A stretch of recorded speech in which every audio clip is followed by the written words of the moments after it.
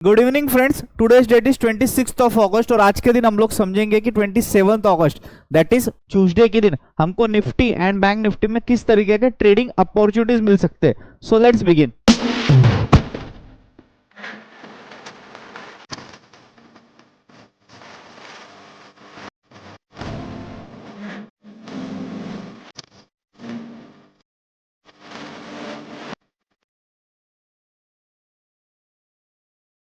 तो अभी हम लोग आ चुके हैं निफ्टी 50 के डेली चार्ट पे। और डेली चार्ट पे जैसे कि हमने पिछले वीडियो में डिस्कस किया था कि मार्केट जो है ये अभी भी बाय ऑन डिप्स वाला मार्केट है।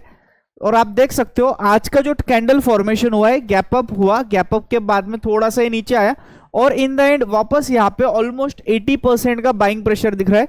25,000 के ऊपर इसने क्लोजिंग दिया है। ऑब्वियस है, जैसे मैंने बोला था कि जो सप्लाई जोन है हमारा 25,000 से लेकर 25,051, जब तक इस जोन में एक अच्छा खासा कंसोलिडेशन नहीं होता है इंट्राडे में, यहाँ पे शॉर्ट कवरिंग इजीली देखने को नहीं मिलेगा। या फिर आइदर बाय वे ऑफ बड़ा गैप अप अगर होता है तो फिर यहाँ पे जो है कॉल राइटर्स कवर कर सकते हैं इनकी पोजीशंस। लेकिन जो आज का इसने हाई बनाया है ये 25,043 का ही बनाया है, क्योंकि 25,051 तक पूरा की पूरा ऑलमोस्ट एक सप्लाई जोन था। और इन द एंड अगर आप देखोगे कि एक बार जब गैप अप हुआ, एक अप मूव दिया बैंक निफ्टी ने, उसके बाद में पूरे दिन जो है इसने सिर्फ एक कंसोलिडेशन बताया। तो अभी मैं जा रहा हूं 5 मिनट्स के चार्ट पे ये देखने के लिए कि किस तरीके से हमको कल के लिए ट्रेडिंग करना है। तो देखो, अगर हम लोग अभी आ जाते हैं 5 मिनट्स के चार्ट पे, तो इनिशियली तो आपको यहाँ पे एक चीज देखने मिलेगी कुछ इस तरीके से कि यहाँ पे गैप अप होने के बाद में कंटिन्यूअसली एक अप मूव आया, फिर एक रिट्रेसमेंट आया और बाद में धीरे धीरे मार्केट ने जो है पूरे दिन एक जोन में कंसोलिडेशन दिया। और ये जो कंसोलिडेशन था, यहाँ पे एक चीज समझना बहुत जरूरी है, ये अपर लेवल के पास में था। मतलब आज जो मार्केट ने हाई बनाया था इसी के आसपास जो इसने एक कंसोलिडेशन दिया है और एक ट्रायंगल पैटर्न फॉर्म किया है। ओके, तो ये हो गया एक फ्लैग एंड पोल पैटर्न। तो अब कल के लिए व्यू रहेगा वापस से बाय ऑन डिप्स वाला व्यू। ओके, कल सबसे अच्छा अपॉर्चुनिटी मिल सकता है अगर अच्छा कंसोलिडेशन होता है 25,051 के आसपास, तो शॉर्ट कवरिंग देखने को मिल सकता है। तो चलो स्टार्ट करते हैं पहले सिनेरियो के साथ में, जहां पे अगर कल डायरेक्टली गैप अप होता है, अगर से यहाँ पे गैप अप हो जाता है तो हमारा जो लाइफ टाइम हाई अभी तक का वो है 25,078 के आसपास। तो ऑब्वियस है ये एक्ट करेगा एज अ रेजिस्टेंस। तो अगर गैप अप होता है और इसके आसपास आता है, यहाँ पे पैटर्न बनता है, तो यहाँ पे आपको एक पुट ले लेना है 25,100 का पी, यहाँ पे बाय कर सकते हो, क्योंकि यहाँ पे मार्केट अब फर्स्ट टाइम वापस आ रहा है अपने लाइफ टाइम हाई के पास में। तो यहाँ पे एक रेजिस्टेंस देखने मिलेगा, प्रोवाइडेड यहाँ पे कुछ एम पैटर्न बनना चाहिए, सेलिंग प्रेशर दिखना चाहिए। और ये जब तक करना है आपको जब तक ये गैप फिल नहीं होता। और ये जो गैप फिल हो रहा है ये एग्जैक्टली 25,000 के आसपास हो रहा है।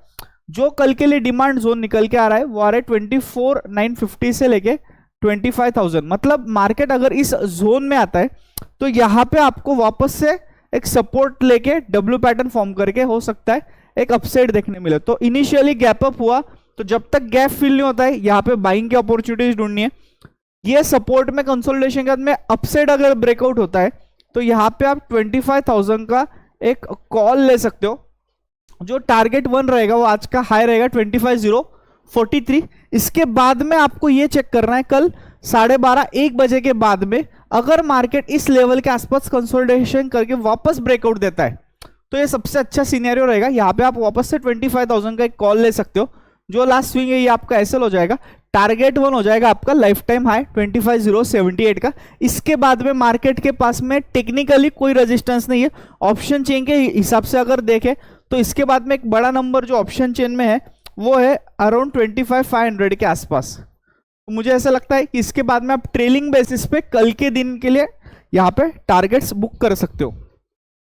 बेस्ट सिनेरियो रहेगा अगर फ्लैट खुलता है, क्योंकि होगा क्या, मार्केट जो है इस जोन में कंसोलिडेशन हुआ है एक रेंज में फ्लैग एंड पोल पैटर्न में, और अगर वापस फ्लैट खुल के इसी जोन में ये कंटिन्यू होता है तो जो इसका ब्रेकआउट आएगा ये सस्टेनेबल ब्रेकआउट होगा। तो यहाँ पे आप 25,000 का एक कॉल ले सकते हो।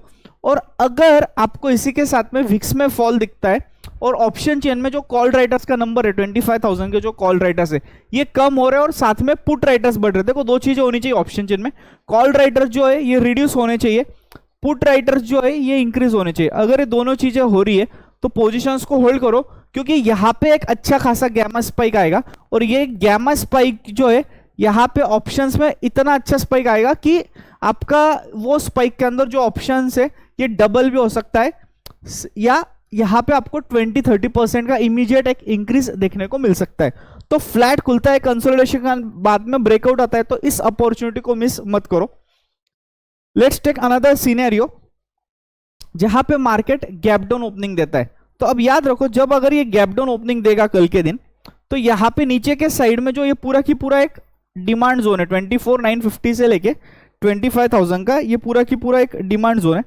तो अगर इस जोन में गैप डाउन में आता है और यहाँ पे डब्ल्यू पैटर्न बनता है और इसका ब्रेकआउट होता है, तो यहाँ पे एक एसएल दे दो 24,900 का, यहाँ पे कॉल ले सकते हो। टारगेट 1 रहेगा गैप फिलिंग जोन जो कि है 25,000। इस गैप फिलिंग जोन में कंसोलिडेशन अच्छा चाहिए, फिर ब्रेकआउट आता है तो 25,043 और 078।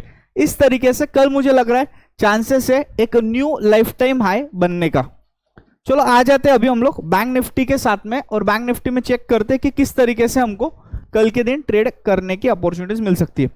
डेली बेसिस पे अगर आप देखें बैंक निफ्टी में, तो यहाँ पे बैंक निफ्टी में ऊपर से आपको सेलिंग दिख रहा है, मतलब बैंक निफ्टी आज वीक था as compared to nifty. Nifty आज स्ट्रांग था। यहाँ पे जो सेलिंग प्रेशर है ये ऑलमोस्ट 65% का है। तो कल अगर बैंक निफ्टी वीक रहेगा, मतलब सेलिंग प्रेशर ज्यादा दिख रहा है बैंक निफ्टी में, तो निफ्टी में ही ट्रेड करो, क्योंकि जो इंडेक्स स्ट्रांग रहेगा वहां पे कॉल अच्छे से वर्कआउट होगा। तो चलो आ जाते हैं अभी 5 मिनट्स के चार्ट पे, और 5 मिनट्स में समझते किस तरीके से आपको अपॉर्चुनिटीज मिल सकती है। यहाँ पे आज 51,163 के आसपास इसने क्लोजिंग दिया है।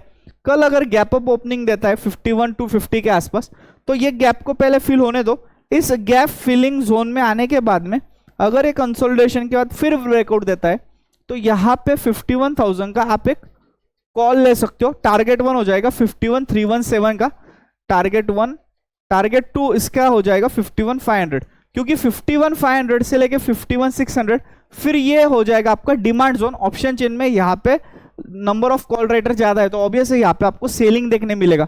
तो इस जोन में जो है कोई ट्रेड मत करो, अगर पोजीशन से कॉल साइड की तो ये बुक कर दो। लेट्स टेक अनदर सिनेरियो जहां पे मार्केट कल फ्लैट ओपन होता है। अगर ये फ्लैट ओपन होता है तो ऑब्वियस है इसको कंसोलिडेशन होने देना है और फिर ब्रेकआउट होने देना है। अगर ब्रेकडाउन हो जाता है तो इसको इग्नोर कर देना है। बाइंग के लिए अपॉर्चुनिटीज ढूंढो। सिर्फ बड़ा गैप अप हो रहा है तो फिर जब तक गैप फिल नहीं हो रहा है तब तक आप गैप फिलिंग के लिए कोई पुट ले सकते हो। यहाँ पे अगर ये ब्रेकआउट होता है तो 51,200 का यहाँ पे कॉल ले सकते हो। जो भी लास्ट स्विंग है इसको आप एक एसएल दे सकते हो। लेट्स टेक थर्ड सिनेरियो जहां पे गैप डाउन ओपनिंग देता है और गैप डाउन डायरेक्टली से 51,000 के आसपास ओपन होता है। तो अब ये सिनेरियो थोड़ा ट्रिकी हो जाएगा। इस केस में करना क्या, ये सपोर्ट है 51,061 का टेक्निकली, और ऑप्शन चेन के हिसाब से अगर आप देखोगे तो 50,900 से लेके 51,000 ये पूरा की पूरा एक डिमांड जोन है। तो मार्केट जो है अगर गैप डाउन होके इस जोन में आता है इमीडिएटली और फिर कंसोलिडेट होके ब्रेकआउट देता है, तो यहाँ पे 51,000 का एक कॉल आप ले सकते हो, जिसका टारगेट 1 हो जाएगा गैप फिलिंग जोन जो है 51,163 का, और इसके बाद में जो अगला टारगेट है वो है 51,350 का। तो इस तरीके से तीनों ही सिनेरियो में गैप डाउन हो, गैप अप हो, फ्लैट खुले, आपको जो अपॉर्चुनिटीज ढूंढनी है वो बाइंग की ही ढूंढनी है। I hope you enjoyed this video. You can also follow our Instagram channel with name seed fundas, जहां पे technical analysis related short interesting videos मैंने डाले हुए हैं। Thank you.